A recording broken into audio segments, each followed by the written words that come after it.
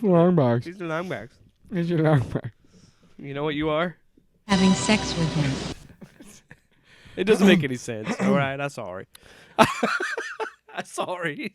I'm sorry. Back in the 90s, there was a big comic book boom, a lot of back issues. There was a big boom with the secondary comic book market, and it all fell apart naturally because and the comic book companies got into it, and variant covers and chromium and die cut and holograms and look, it's packaged in a book, and it was just really stupid, right?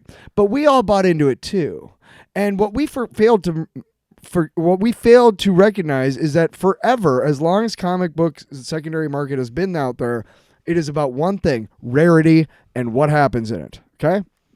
If something significant happens in an issue, but there's a billion copies, nobody fucking cares. Okay? The reason why the first appearance of Cable is so rare and worth a lot is because there weren't that many copies printed. At the time, New Mutants was on a very all-time low sales, so they didn't make that many copies. So they had no idea that Cable was going to blow up like that. So the original... Now, there's a billion second printings, but the actual first issue, there's not a lot of them, right? Amazing Fantasy number 15.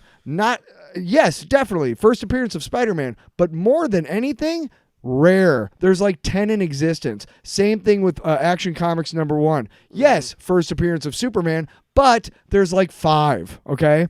So, but us idiots are going to the comic book store and trying to find all these independent comic books because we do know that it's about rarity. Yeah, take a minute.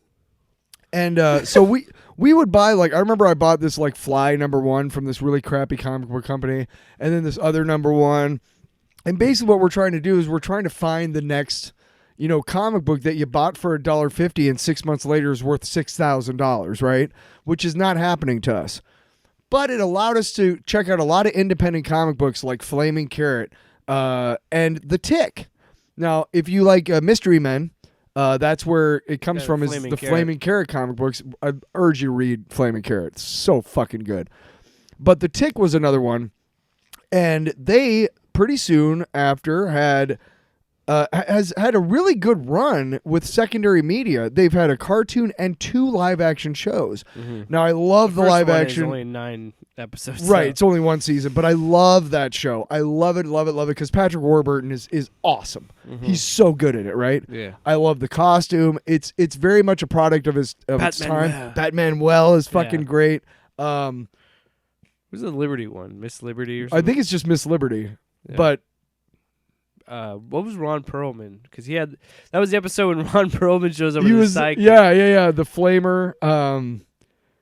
Something like that. But Arthur and the sidekick became like friends and stuff because they were like, we're sick of being treated that, Yeah. But yeah, Ron Perlman was like Fireball, and like his buddy was like, Sparks or some shit. But that show knew what it was. It's very much a product of its time. You watch it now, you're like, wow, this was made in the 90s.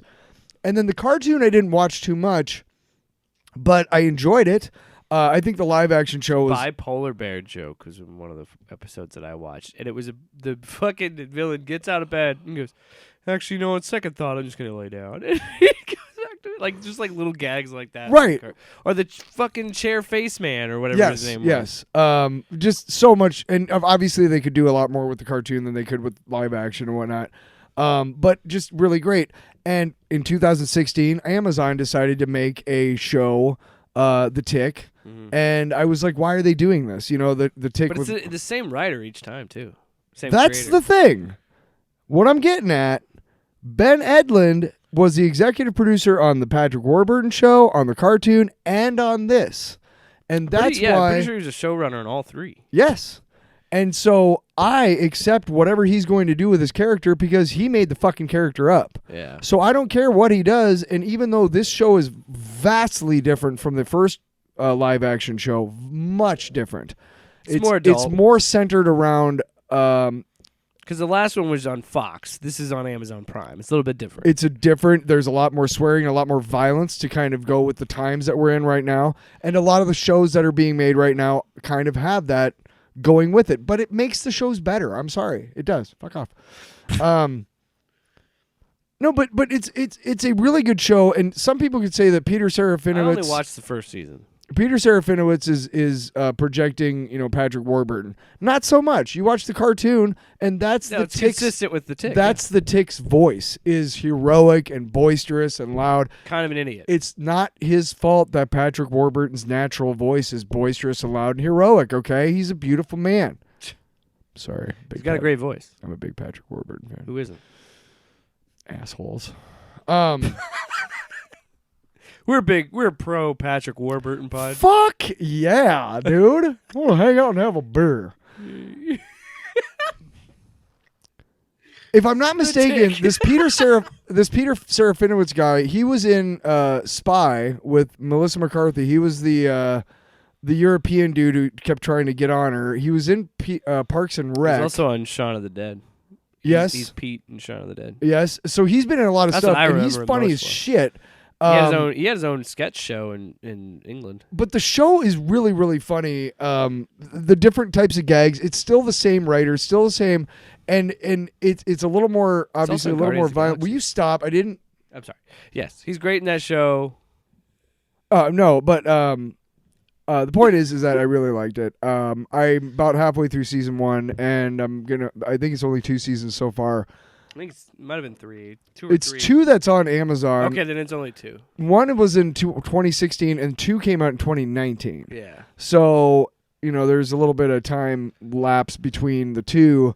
I just like that there's a show that I can kind of binge a little bit, that I enjoy. I really like The Tick, and I'd have to go back and rewatch it. I didn't start, I started off watching it, and, Arthur's dad got killed by, the Terror killing the Flag 5 with weaponized syphilis and then shooting them to death in front of him after their plane crashed on Arthur's dad.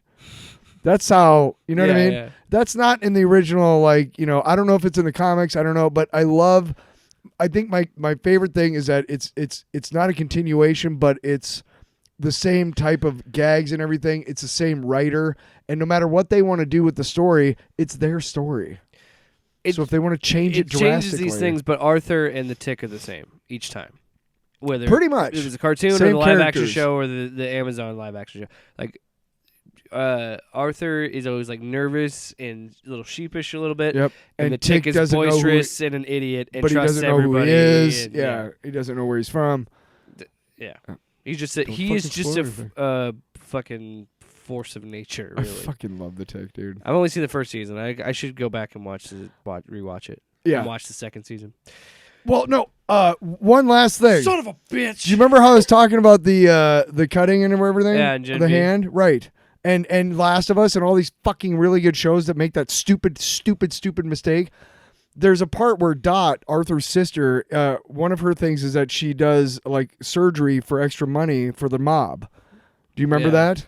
I don't remember much from that show. It's been a while since I watched. But his sister, Arthur's sister, is a girl named Dot, blonde, and she's a EMT, and on the side she does shit for the mob. Right? She's helps Pizza time. helps the doctor, or whatever. And at one point, the guy who hires her calls her over and like, hey, I need your help because this guy got shot. And she comes into the room and she's like, what are you doing? And he's like, I'm trying to get the bullet out. And she's like, you fucking idiot. And I know this. Okay, I know this from reading a lot of stuff and studying and things that no, the worst thing you can do, but they do it in every fucking movie and TV show, the worst thing you can do with a gunshot victim is dig the fucking bullet out.